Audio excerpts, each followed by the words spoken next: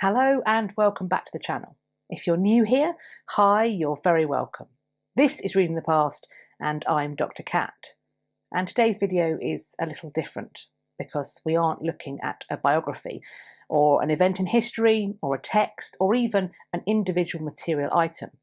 Instead, I want to think about how history is presented for us, how we read the past through our institutions. I want to ask questions about ethics, decency, morality, even taste and boundaries. And I wonder how that might affect our relationship with museums. I want us to consider whether our views on these things are somehow universal in every case, or perhaps just in some, or even in none at all. And when we do have personal values, I wonder if we can think about what might have shaped them. So, with that being said, I hope you're going to enjoy this questioning process with me.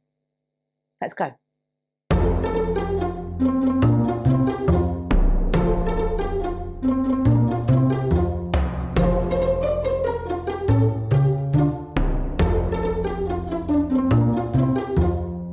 I know that I will not be the only one to feel this way, particularly considering who I am speaking to. But one thing that I am really looking forward to happening, when it's safe, when all is said and done, is for our museums and galleries to reopen. I really miss being in them and supporting them. But with that being said, there is one museum that I'm fairly sure won't have closed during this whole period. And despite that, it is the one museum that will not be open to the general public. All of that sounds like a riddle, doesn't it? Oh, what am I talking about? If any more evidence were needed that I finally have an infant who will consent to sleep, we are binge-watching yet another series, this time Black Mirror. Season 4, Episode 6 of that series is titled Black Museum. This episode brings the audience to a museum of criminal tech. These are all technological items that are connected to, or that have themselves been deemed to be, a crime. The Black Museum of this episode has a real-world counterpart, as this is the alternate or euphemistic name for the Metropolitan Police's Crime Museum at New Scotland Yard. For me, the Crime Museum occupies an odd place. It exists in the space between my personal fascination for true crime and a recognition of the absolute need to enforce ironclad boundaries to ensure the dignity of victims of crime. On the one hand, when I look at some of their collection, I really want the chance to go to this museum. On the other hand, when I am forced to confront some of their other items, which they naturally hold, I am truly grateful that it is not a tourist attraction for the general public, and I include myself in that. If you ask the Metropolitan Police's website whether you can visit the Crime Museum, this is the response. Unfortunately, the Crime Museum at New Scotland Yard is not open to the public, although we do loan some of our exhibits to other museums from time to time. The Crime Museum instead serves as a training and educational resource for police officers. It was to this educational end that the collection was first begun in 1874, apparently by Inspector Neen. Certainly, he gets the credit for it. Apparently, it was intended to aid newly minted police officers in coming to grips with the cutting edge of investigative techniques. It seems that the name Black Museum was only attached to this collection in 1877, allegedly by a journalist from The Observer, who was refused entry to view it. However, there has been the opportunity for members of the public to view part of this collection fairly recently. Over a period of 6 months, between the 9th of October 2015 and the 10th of April 2016, the Metropolitan Police collaborated with the Museum of London. This collaboration consisted of the loan of around 500 items out of the Crime Museum's 20,000 objects as part of an exhibition that was entitled The Crime Museum Uncovered. While I have been quite able to place some of the Crime Museum's collection of objects into 2 columns, those I deem fit for public view and those that I think should be for police eyes only, I feel I must concede that I have not been able to come to a personal consensus about the criteria that I have used to come to these conclusions. The items I'm about to refer to are a selection of those that have been publicly referenced as being part of the Crime Museum's collection. I won't be exploring the full 20,000, or even the 500 that featured as part of the Museum of London's exhibition, particularly as I unfortunately missed this exhibition. Therefore, I cannot be completely sure of what was included in that number. In terms of my two lists, I cannot say that I've been able to shape any hard and fast rules about what objects belong where. It's also clear to me that not everybody will agree with the way that I have divided these objects up. In fact, I'm looking forward to seeing what you have to say in the comment section. I want to know where you agree with me and where you disagree with me. Here are my lists. The objects I deem to be fit for public view include the From Hell letter that was connected to the crimes of Jack the Ripper, a bottle of champagne and other possessions from the great train robbery gang's hideout, drinks cans used to smuggle narcotics, a talcum powder tin that was used by members of a Russian spy ring to hide a microfilm in 1961, a police forensics kit, so-called murder bag, from around 1946 that would have been used by officers attending scenes of crimes, the masks used by the Stratton brothers. Theirs were the first murder convictions based on fingerprint evidence in 1905. Evidence and equipment of currency counterfeiting, a briefcase with a syringe and poison that was intended to be used against a witness in 1968 and was connected to the Cray twins, but was never used. I also think it would be fitting for us to see the evidence from the Millennium Dome diamond heist. Also, evidence connected to the suspected murder of Cora Crippen by her husband, Dr. Hawley Harvey Crippen. I put the Crippen evidence on this list almost as a gut reaction. It somehow felt right that it should be viewed by the public. And the more I think about it, it might come down to the fact that there is now some question as to whether Dr. Crippen was actually guilty of the crime that he was executed for. Therefore, there is still an intellectual curiosity attached to these items, a case that isn't 100% solved. It's not simply about revelling in gratuitous shock and gore. There's still a puzzle there. And perhaps that's an explanation as to why I have placed it on this list rather than the other one.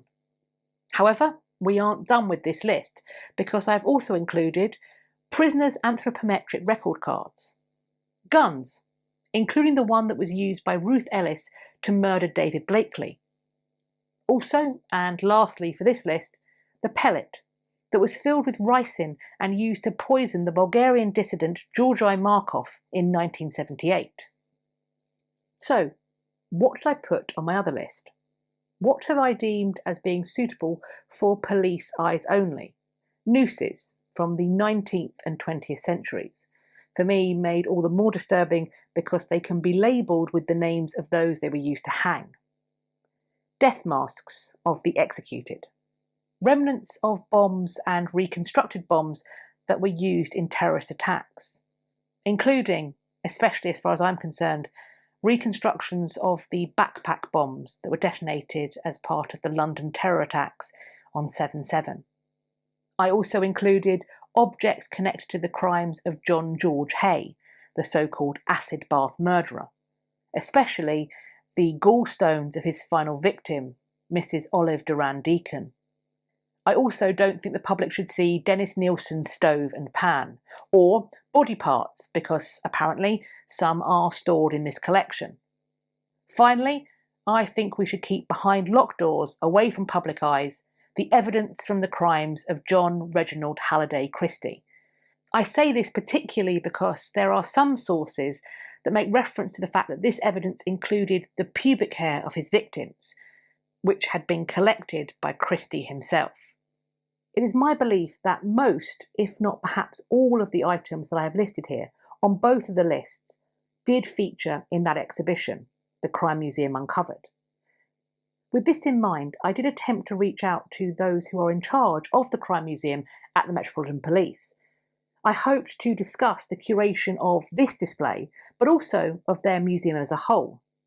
Unfortunately, but of course understandably, as they are very busy, I did not get a response. However, the website entry for this now closed exhibition offers the following rationale behind their display of these objects.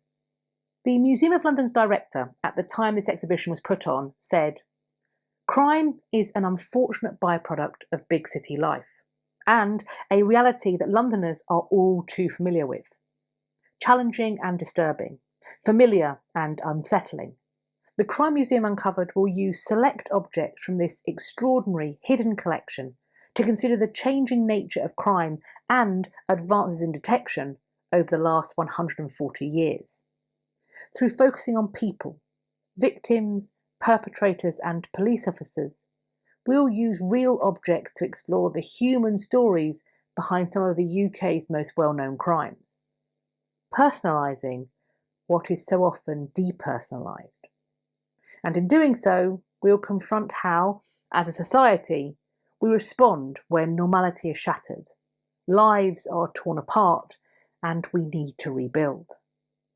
The Metropolitan Police Commissioner, during the period when this exhibition was running, offers the following statement. The artefacts held in the museum will provide visitors with an insight into the evolution of crime investigation and criminal justice. The public will view exhibits from some of the most complex and indeed notorious criminal investigations carried out by the Met, and discover how such crimes were solved. I hope people enjoy visiting this exhibition. However, it is somewhat interesting to me that this same webpage seems to challenge the assertion that it was only police officers who were allowed to access this collection in its Metropolitan Police headquarters home, and that they were permitted to do so for training purposes and the furthering of policing only, because this webpage contains the following information. Aside from police professionals, the Crime Museum's visitors book reveals an eclectic list of high-profile guests over the years. King George V, Sherlock Holmes author Sir Arthur Conan Doyle, illusionist Harry Houdini, and comedy double act Stan Laurel and Oliver Hardy have all stepped inside the infamous museum, currently housed within the Metropolitan Police's HQ, New Scotland Yard. Looking at this, I think we could perhaps argue that what we should more properly say is that access was restricted to police officers and to those who were significantly prominent, that they could have their morbid curiosity satisfied with a visit. But maybe you think that's a little unfair. Let me know in the comments section underneath the video. The more I have considered this and these objects, the more I am left wondering. When does evidence become exhibit? When does a murder weapon become memorabilia? Is it ever appropriate to make a tourist attraction out of death? Just where is the boundary between satisfying the intellectual or even morbid curiosity of the living and the ethical requirement, at least as I see it, to maintain the dignity of the dead? At the end of a previous video, which I will be leaving linked in a card and in my description box, I talked about my very particular and strong feelings towards the Jack the Ripper Museum. I made it very clear that for me, this museum was both degrading and duplicitous. As a brief rundown, here's what happened. A museum celebrating the history of women in the East End of London was promised.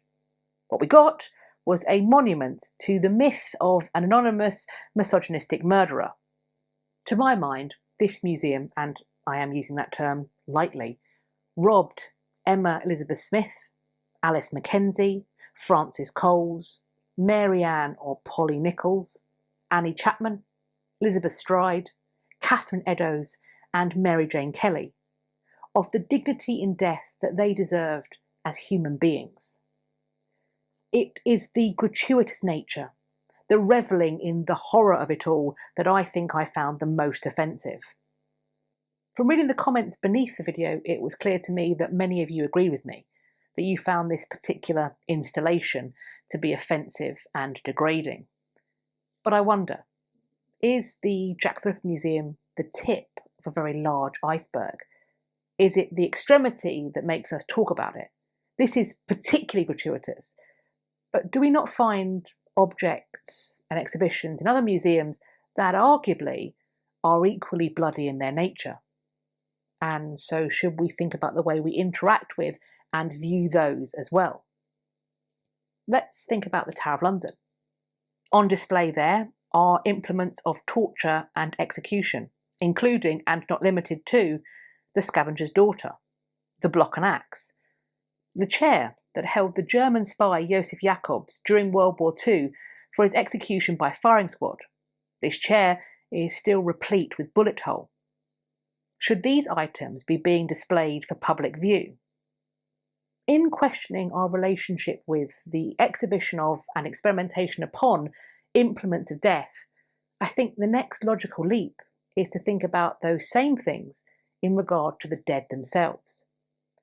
In previous videos on this channel, which have dealt with topics like the fate of the Prince in the Tower, the health of Henry VIII, or the appearance of Queen Charlotte, and I will leave all of those videos linked in the description box, questions have been raised, to which the final answer, as far as I'm concerned, resides only in exhuming the remains of various members of the nobility or monarchy, or at least those who are alleged to be such and have been buried as such.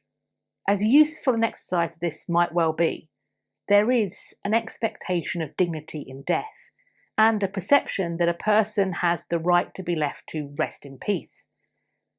While an exhumation may be ordered to solve a crime, or even to prove a genetic link in relation to the distribution of a deceased person's estate, academic curiosity is not a sufficient burden to supersede these expectations.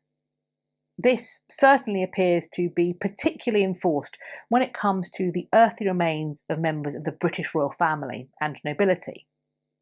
With that being said, there is of course an exception, because recently the remains of Richard III have been tested and filmed. However, he was excavated rather than exhumed. Since then, he has been entombed with great ceremony at Leicester Cathedral. This is now his final resting place. As such, I would be extremely surprised if Richard's remains did not now enjoy the very same protections as those of his relatives. In short, we won't be seeing him again. Perhaps, though, this hard and fast rule is all for the best, because I can think of at least one historical figure who reminds us of just why we can't have nice things, like the ability to exhume members of our royal family and put them on display. Which, when it's worded like that, does... Samuel Pepys was a proper wrong-un, and here's a diary entry that proves it. Up and to the office, where all the morning, and then home, and put a mouthful of victuals in my mouth, and by a hackney coach followed my wife and the girls, who are gone by 11 o'clock, thinking to have seen a new play at the Duke of York's house. But I do find them staying at my tailor's, the play not being today, and therefore I now took them to Westminster Abbey, and there did show them all the tombs very finely, having one with us alone, there being other company this day to see the tombs, it being Shrove Tuesday. And here we did see, by particular favour, the body of Queen Catherine of Valois. And I had the upper part of her body in my hands, and I did kiss her mouth, reflecting upon it that I did kiss a queen, and this was my birthday. 36 years old, that I did first kiss a queen.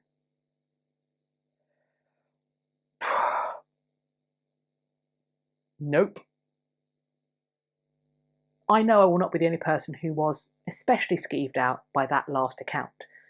I also don't think that I'll be the only one who thinks that absolutely we should protect and preserve the tombs of the dead, that individuals and their families have a right to ensure that their loved ones rest in peace. However, with that being said, we do seem to be somewhat more comfortable with learning from other kinds of dead bodies, from putting them on public display. Take, for example, the Body Worlds exhibition.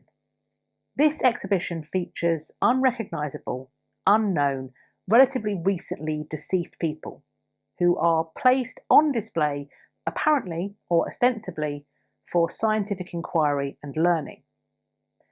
Although it was claimed that consent was given for each of these bodies to be used, that has been called into question, at least in some cases.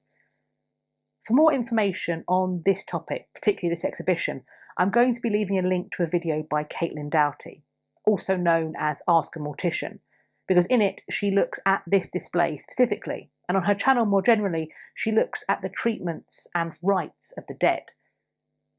Equally, there are much older human remains that are on permanent display at the British Museum. This fact is also the subject of a great deal of controversy.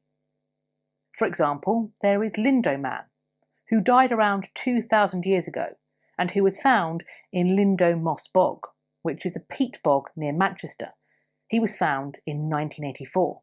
He was transferred to the British Museum in the same year.